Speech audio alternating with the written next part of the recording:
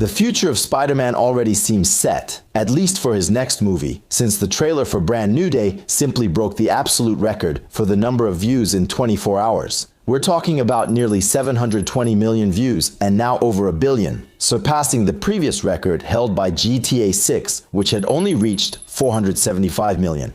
The gap is huge. Yes, despite some difficult years, the return of a major franchise is always eagerly awaited by the general public. And after analyzing every detail of this trailer, I suggest we take a closer look at what really awaits the character in the coming years. Because remember, Sony isn't the type to let too much time pass between each Spider-Man movie. Sam Raimi's first trilogy released its 3 films between 2002 and 2007.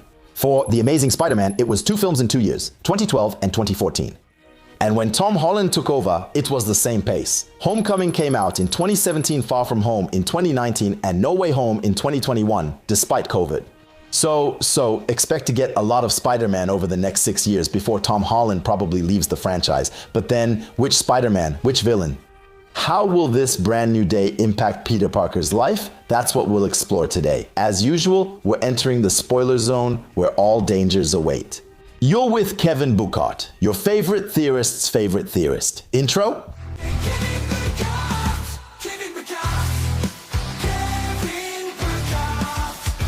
The rebirth of Spidey, as I mentioned in the introduction of this video. Since Sony acquired the rights to your friendly neighborhood Spider-Man, the studio has never left too much time between 2 Spider-Man movies, even when a complete reboot was launched. Yet, it's already been 5 years since the last movie with Tom Holland's Peter, 5 years during which Tom took the time to recover from that first run as Spider-Man, but also to renegotiate his contract to be much more involved in the creative process. Because he knows, even though his trilogy was a huge box office success, his Spider-Man is heavily criticized. And for good reason. John Watts' vision, the former director in charge of Spider-Man, deliberately placed Peter in a teen setting, far from the major milestones of the comics.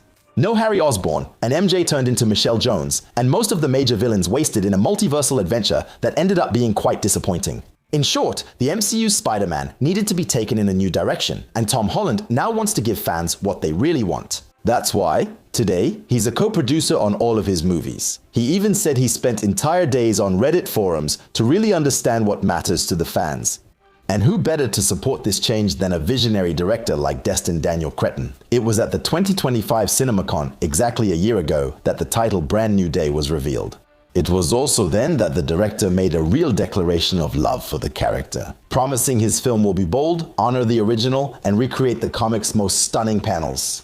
And judging by the trailer, we can already say that he kept his promise, which was also a criticism made of John Watts. Filmmaking that was, to put it kindly, too timid. In short, the Tom Holland Destin Daniel Cretton team is so strong and well managed that Kevin Feige himself decided to let them work without increased supervision so that he could focus on Doomsday. Proof that everyone is extremely confident about this movie. Sadie Sink herself said that it was the most zen shoot she had ever worked on. Probably a first in years for a Marvel production. But then, what does Tom Holland have in store for us? Well, rumors are going around that he may have signed a contract for 6 appearances. This information should be taken with caution, since it's a bit old and we haven't heard much about it since. Another piece of information that should absolutely change everything, since, in the negotiations with Sony, it seems that Marvel might now have the right to use all of Spider-Man's lore, which was previously blocked by Sony's SSU. Again, take this with a grain of salt.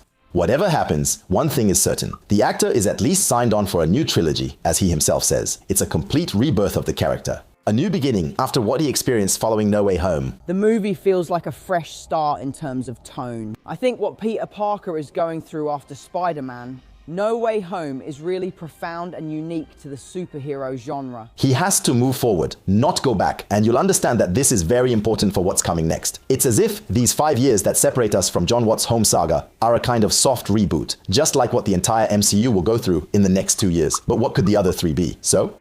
First, it appears he and anyone from his movie won't be in Avengers Doomsday. Also, Spider-Man in Doomsday is expected to be Tobey Maguire. But it has been made official that he and his dissing will indeed be back for Secret Wars, and in a very important role, but we'll take the time to discuss that. So, there would be 2 appearances left. And before imagining what's next, we need to talk again about Brand New Day, Brand New Day.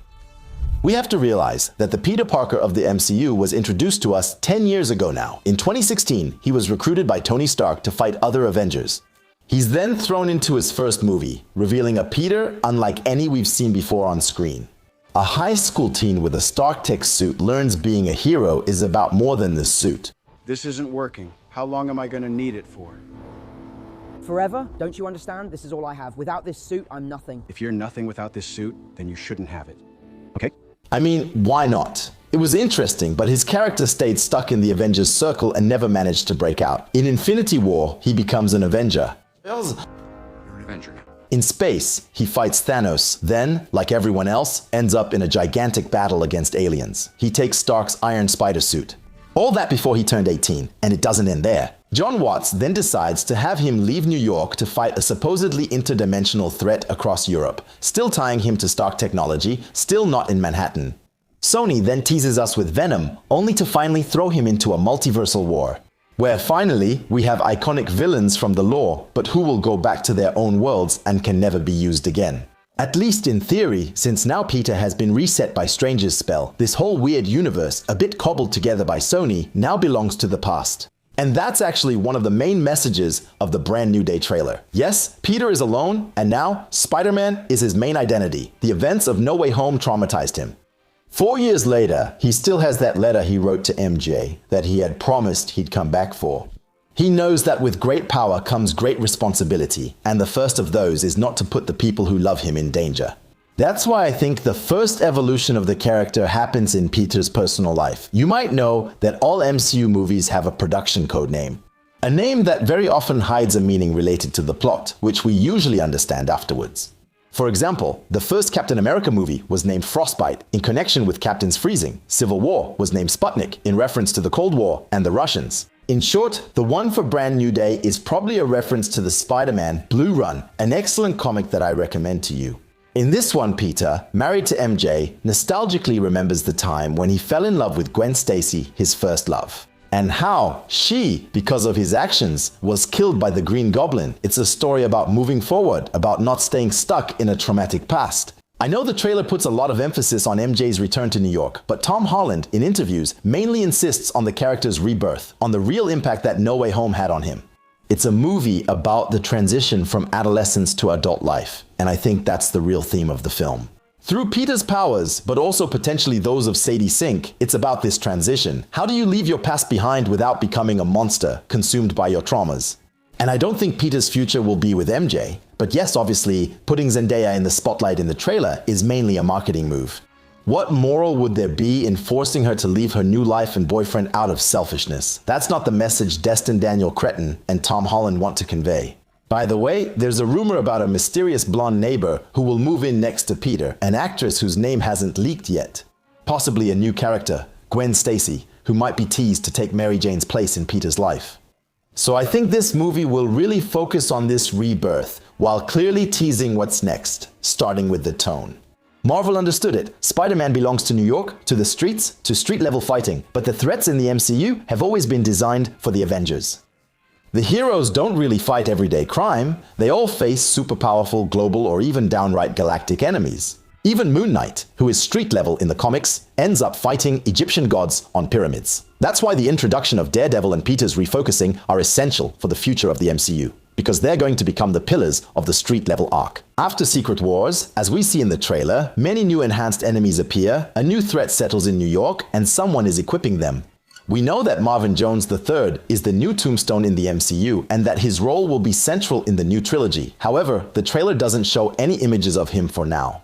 They're mainly highlighting the DODC and its enhanced villains, and yet the synopsis clearly tells us that as responsibilities intensify, the pressure causes a surprising physical transformation that threatens his existence. Meanwhile, a strange new wave of crimes gives rise to one of the most formidable threats he has ever faced.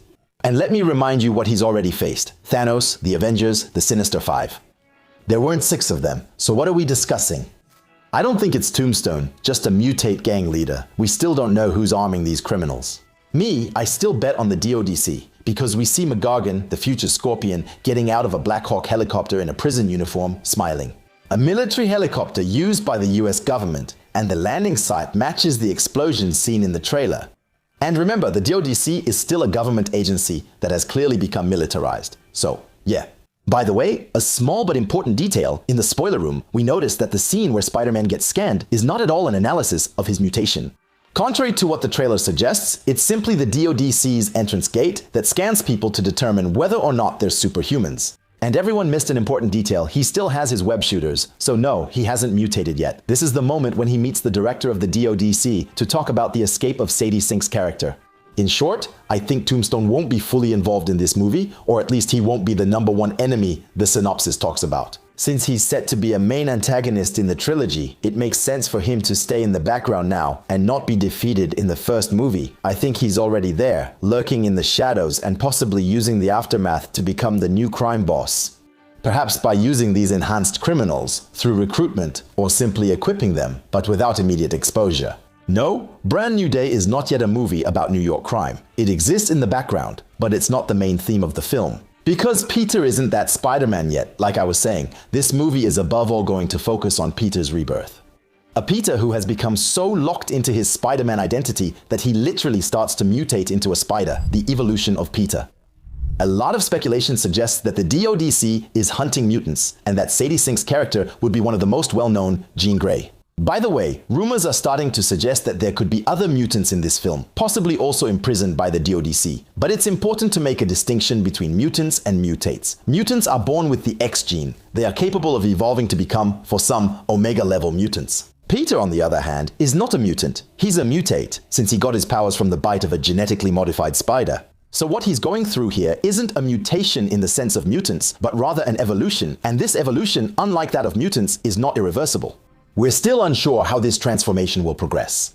Maybe precisely because he completely loses himself in his role as Spider-Man, but this idea remains consistent with what we see in the trailer. He is gradually shifting. I've heard you mention Spider-Man, the other, which perfectly shows this evolution.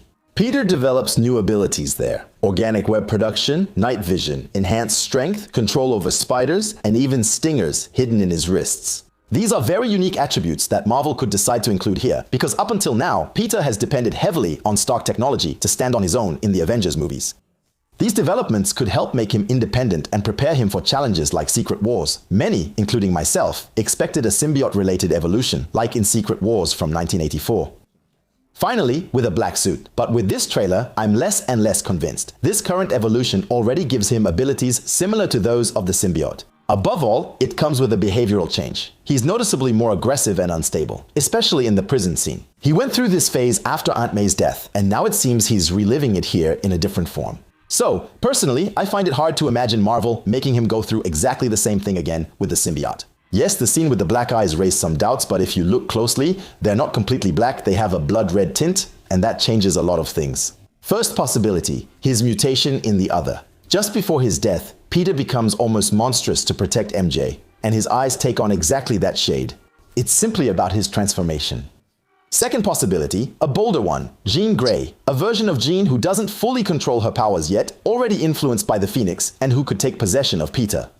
We've seen this effect before in X-Men 3 with Famke Janssen. It could fit the movie, since Sink is said to be the second most important character, and their stories are likely connected. Both are experiencing a confusing, frightening evolution of their powers, a parallel that will eventually unite them and keep them from falling to the dark side. In the scene with the DODC agents, we see that the Presence moves from one mind to another to escape. So, sure, it's not the classic way Jean's powers work. But here, we're talking about a version of Jean who evolved without Xavier, one who's learning on her own, and of course in an imperfect way. So yes, that could explain this unstable use of her powers. And that could be the cause of all the chaos in the movie. Especially with Bruce Banner in the trailer, we hear him talking with Peter about a mutation in the DNA that could be very dangerous. Banner is now a professor at Empire State University, the university that only exists in the comics, and it usually hosts researchers who are often connected to Spider-Man, like Dr. Connors or Dr. Octopus. Here, Banner teaches lattice quantum chromodynamics. I'm not going to go into details, because even for me, who studied the subject, it's too complex. But basically, it's the science of what holds atoms together. We can imagine that Banner studies it to understand how his body can transform into Hulk, completely change shape, and therefore how this matrix acts through mutation, especially gamma.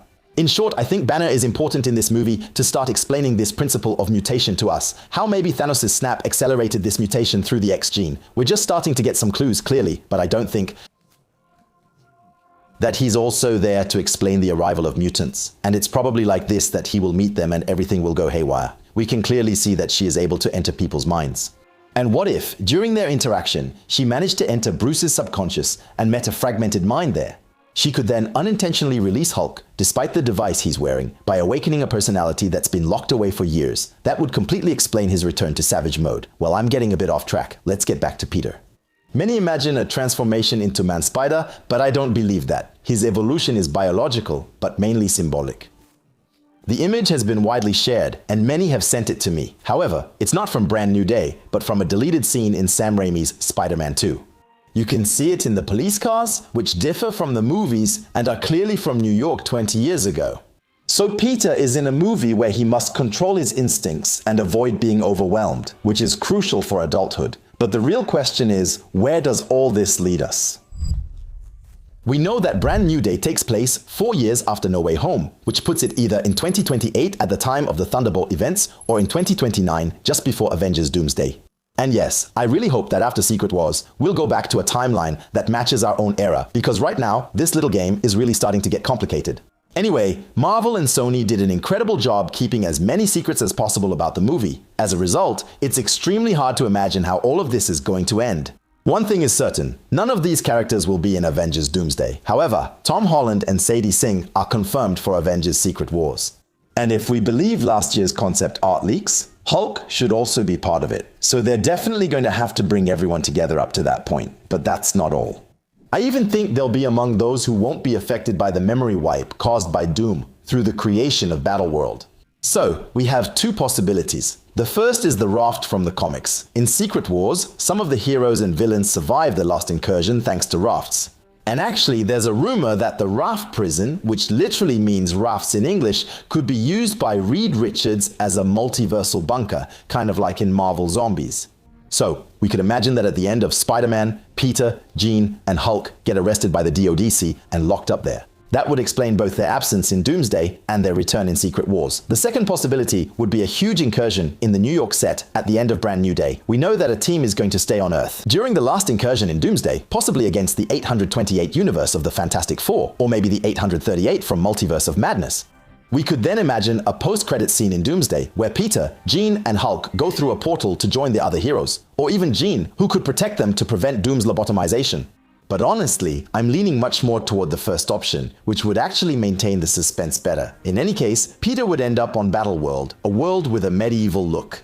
Which immediately explains why he'll need organic webs, because over there are no labs. In Secret Wars 1984, he actually runs out of webs, after giving his web shooters to Reed Richards, who merges them with Iron Man's armor to save them from a landslide. Don't ask me why that makes the armor stronger, that's just how it is.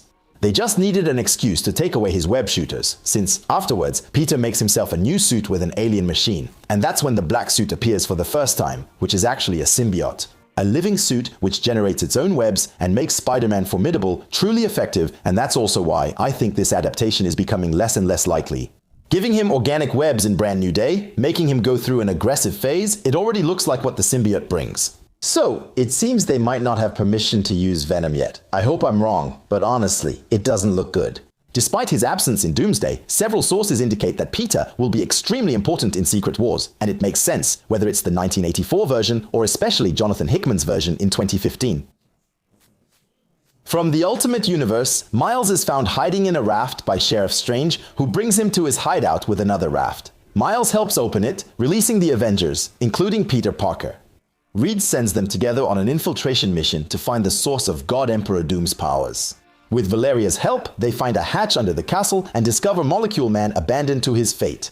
Miles then offers him an 8-year-old burger, which Owen accepts. A bond of trust is formed between them, and Wilson reveals the whole truth to him. He is the source of everything, all of Doom's powers. This revelation completely changes the game for what's to come. He then takes part in the assault on the castle, a key moment that allows Reed to take back Doom's powers. Thanks to Molecule Man, which will then allow him to rebuild the multiverse. And to thank Miles for that famous burger, Molecule Man will move Miles and his whole family into Universe 616 alongside Peter. Well, that's the main story from the comics, but there's also another story related to Spider-Man in Battleworld, the one from Spider Island, Battleworld.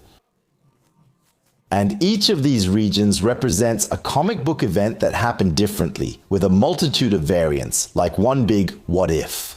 One of them is Spider Island, an area where the Spider Queen won and turned all the inhabitants, as well as the heroes, into man-spiders. And in this version, she has already defeated a variant of Peter, whom she keeps as a trophy. Agent Venom, Vision, and Spider-Woman then form a team to go rescue him. A team made up of a captain infected by a werewolf virus, Lizard, a Captain Marvel infected by a Morbius virus, and a Tony Stark infected by a Green Goblin virus. Thanks to an antidote linked to his blood, Peter finally manages to free New York and succeeds in defeating the Spider-Queen. In short, we have here two stories that could be adapted and even combined. Because if we go back to the basics of Secret Wars, the heroes are saved from doom and scattered by Strange to the four corners of Battleworld. The goal is to gather an army to rise up against the God Emperor. So we can imagine that Peter is sent à Manhattan, lié à l'intrigue de Spider-Island. That once he gets there, he finds his companions, Spider-Man from No Way Home. In fact, that's a rumor that's coming up more and more. However, at first, he would be against Tom Holland, and so he would fight Toby and Andrew in this movie. That's where Sadie Sink's presence wouldn't be insignificant. I also think that these powers will be essential, especially to restore the memory of the heroes they will meet and have to convince to join the fight. That's exactly what we see in the run. House of M. Wanda creates a utopia there, where everyone lives the life they've always dreamed of. And Wolverine, accompanied by young Layla Miller, will awaken the heroes one by instantly restoring the painful memories of their real lives. In short, we could have an extremely interesting team. A team that doesn't yet have a Jean who's fully under control, leaving Charles Xavier with the role of shaping her. Post-Secret Wars, one question remains. Will they use Secret Wars to introduce Miles Morales like in the comics? I hope so too. Also, Tom Holland mentioned it in an interview, even though he wasn't asked. After Robert Downey Jr. mentored him during Civil War, he now wants to guide a young actor playing Miles Morales. If I had the chance to bring Miles Morales into my Spider-Man universe and into the MCU, I would like to do for a young boy what Downey did for me. And we all know that Tom is incapable of keeping a secret. I was reading what... I thought the script was fake since Spider-Man was in space. So, there must be some truth behind all this. He knows something he can't tell us. Whatever happens, Sony forbade Kevin Feige from using Miles until the Spider-Verse trilogy was finished. But when you look at the schedule, Beyond the Spider-Verse comes out on June 21, 2027, and Secret Wars comes out on December 15 of the same year. I'm just saying, especially since we've all seen Caleb McClosing working out after the end of Stranger Things, and I still feel like Marvel won't be able to resist the idea of reuniting him with Sadie Sink in the biggest superhero movie ever made. I'd like to be a superhero. I'd like to play Miles Morales. I'd like to play Miles Morales because everyone tells me, oh my God, you should play him. I'd love to play him, but I haven't heard anything about it. I love Miles Morales. I can't say that. I can't say that. No, that would be great. It's the path God wants for me. I'd love to play... We'll see. Well, all that only gives us 2 movies for Tom Holland. And the real question now is, what are they going to do next with the future of Spider-Man? Marvel just added new dates for 2028 and 2029, and it already seems to be going back on its promise to limit the number of releases, returning to 3 movies a year. After Secret Wars, we now have dates locked in for May, July, and December 2028, as well as again in May and July 2029. There are a lot of possibilities for these releases. Whether it's Black Panther 3, the X-Men movie already in production, but also Deadpool 4, Shang-Chi 2, Thor 5, Fantastic Four 2. In short, a whole slew of sequels that will launch this Phase 7. But there's one thing we shouldn't forget. The Spider-Man movies aren't part of this list, since they're produced by Sony. And as I mentioned in the introduction, Sony Entertainment usually doesn't space out its Spider-related productions too much. So we can easily imagine that a Spider-Man 5 could be released among these new dates, who knows, maybe even as early as 2028, and it seems that Destin Daniel Cretton is already at the helm. For what's next? Secret Wars has always sought to unite all heroes in a world like the comics. But the events of this multiversal arc are somewhat out of time, as if they never happened, for most of the heroes. Let me remind you, it's called Secret Wars. Only a few heroes will have memories of what really happened, and I don't think Peter will be one of them. In other words, yes, in Spider-Man 5 we will have the Fantastic Four and the X-Men, who will now be part of his universe, but we will pick up directly from the events. Post-Brand New Day, avec peut-être enfin related to the lore of Spider-Man, with Tombstone, maybe the continuation of the God DC storyline, but above all, possibly a New York with Oscorp and the emergence of a whole bunch of Spidey's legendary villains. Back in Universe 616 after Secret Wars. I won't repeat the theory about He Who Remains, who made his eternal timeline by erasing many from the Prime Universe. This big reset will serve that purpose too. And when you ask, but wait, there's no Oscorp, they'll answer, Secret Wars. And that's enough, because there were no X-Men before Secret Wars, and no Fantastic Four either. Secret Wars. Chances are high that everything planned for the movie will continue. The main clue is Tombstone's introduction as the new godfather of the New York Mafia. But it's a mafia that has evolved since the upcoming fall of Fisk. Now, enhanced crime will be quite common, especially with a godfather who is himself genetically modified. As a reminder, Tombstone is a former hitman who has albinism until the day he is exposed to an Oscorp toxin.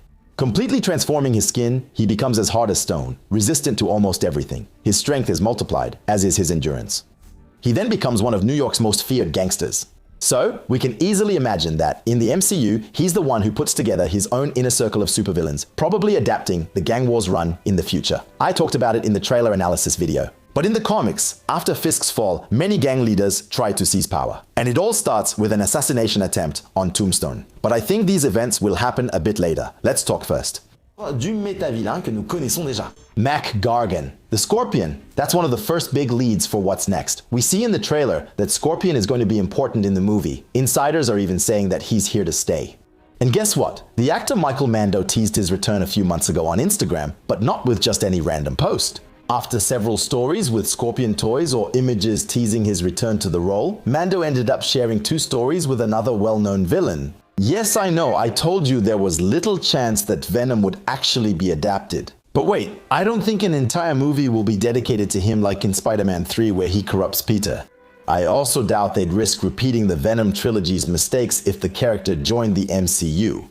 Because Venom, and especially his design, are primarily inspired by the fusion with Peter. In the comics, Mark Gargan fuses with Venom after Eddie Brock's death. A mobster buys the symbiote to heal his son, kind of like in the video game, but it ends up being drawn to Gargan because of his hatred. This results in a version of Venom with absolutely no limits.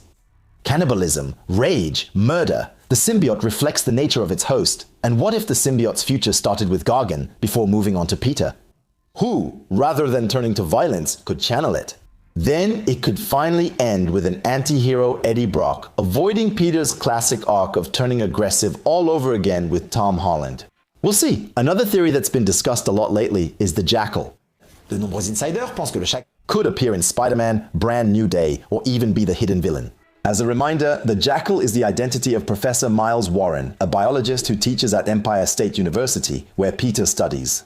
He develops a romantic obsession for one of his students, Gwen Stacy, and when the Green Goblin kills her, he literally descends into madness. He blames Spider-Man for not saving her, and then takes on the identity of the Jackal to destroy him.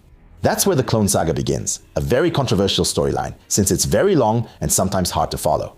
In summary, the Jackal first clones Gwen, even though she's dead, then Peter Parker, to the point where everyone, both the readers and Peter himself, start doubting who the real Peter is. Among his clones, his main clone, Ben Reilly, will eventually become the Scarlet Spider. Honestly, I just can't see this saga being adapted exactly as it is. First of all, because it's a huge mess. When you talk about clones, you're talking about Tom Holland's face. And we know he won't stay forever. He wants to finish his trilogy. Et passer le flambeau à Miles. Mais le Jack could be used differently, especially to destroy Peter psychologically in another way. We'll see what happens, but all of this leads us to Peter's love life. Clearly, with Zendaya, Marvel completely messed up the Peter-Mary Jane relationship. So why did they do that? No idea, but I don't think Peter's future will be built with this version of MJ. So they'll have to create a new strong relationship for him. And in recent years, Gwen Stacy's popularity has exploded. First with Emma Stone, who made us all cry, but especially with Spider-Gwen. The rumor talks about a mysterious blonde neighbor, so I can clearly see Gwen taking MJ's place in Peter's life. Finally, the question everyone is asking, are we going to have a Green Goblin? To me, Spider-Man without the Green Goblin is like Superman without Lex Luthor or Batman without the Joker. What a mistake it was to have Norman say that Oscorp didn't exist in No Way Home. Oscorp doesn't exist. I'll never understand that decision, but Secret Wars could change everything. Yes, the Osborns need to join the fray. First of all, to give Peter a social circle again, he's hiding his secret. There's not really a Peter Parker, but also because that's the essence of the character. Even though, unfortunately, I feel like they're going to replace that again with the Hobgoblin. In the comics, a new Goblin appears, an improved version of the Green Goblin. Its bearer, Roderick Kingsley, made people believe for decades that the man behind the mask was Ned Leeds. Yes, the one who became Peter's best friend in the MCU. Everyone remembers the line in No Way Home. And I promise you that I won't become a supervillain and try to kill you, okay? Which is obviously a direct reference, and knowing John Watts, we can be sure he dreamed of turning Ned into a goblin. Now, we just have to see if that's still planned. But when you watch the trailer, it's clear that Ned is obsessed with Spider-Man. So, what if, instead of killing Gwen, the movie shows us the death of MJ and Ned's downward spiral, blaming Spider-Man for it, until he becomes this new goblin? Not my favorite theory, but it's still possible. Autre possibilité, une nouvelle adaptation. From the Sinister Six, No Way Home gave us a multiversal Sinister 5, but no Sinister Six movie has ever managed to see the light of day. This team is literally cursed. Teased in Amazing Spider-Man 2, abandoned after the film's lukewarm reception, then developed again by the director of the Last Chance Project, who just released a movie. I'm doing all I can to make an epic Spider-Man movie. He admitted to us that his movie was eventually cancelled after the massive Sony hack a few years ago. Anyway, we finally want a real Sinister Six. Give us Vulture, Octopus, Kraven, Rhino, Electro, and Scorpion. It's not complicated. Come on, let's wrap it up. The next generation seems the most likely. Yes, Tom Holland reportedly signed for 6 appearances, but he always said this would be his final trilogy. As I mentioned earlier, Tom Holland, now a producer, wants to introduce Miles Morales, a character who gained major popularity from animated films and video games. And I think it's going to happen sooner than we think. Sony has to prepare for what's next. We know their license is subject to a regular production requirement, so after Tom, it will definitely be Miles. We can imagine a transition in Spider-Man 5 and 6, which wouldn't stop Tom from coming back later. As a mentor, like RDJ in Homecoming, but probably without the suit. I've saved the best for last.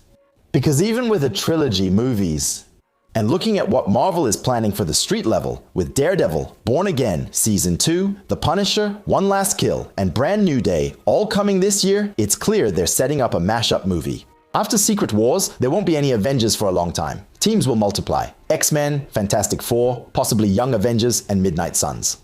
And there's a good chance that a street-level team will form for gang wars. Like I was saying, in the comics, Spider-Man recruits vigilantes to stop the gangs. New York. Absolutely incredible, with Daredevil, Spider-Man, and their whole team facing a Kingpin who's back in full force. In short, as you can see, there are a ton of possibilities.